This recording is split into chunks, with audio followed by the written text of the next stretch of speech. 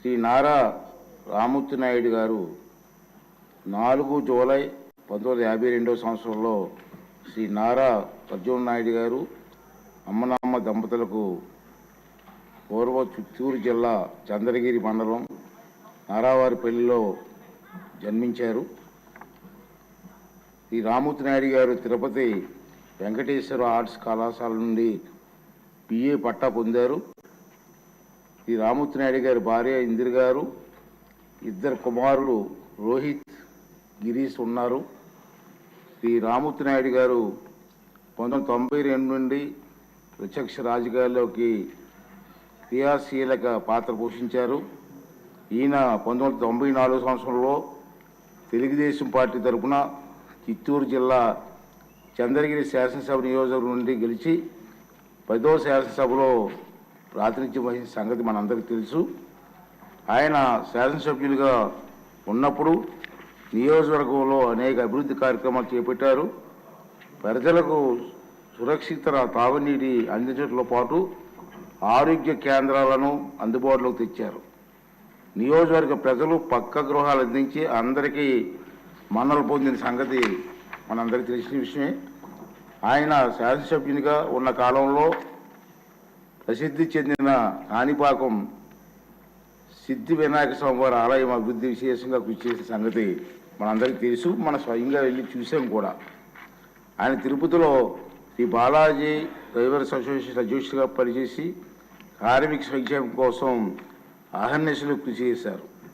అంతేకాకుండా ఆంధ్రప్రదేశ్ రాష్ట్ర రోడ్డు రవాణా సంస్థ రాయలసీమ రీజన్ అధ్యక్షునిగా పనిచేశారు.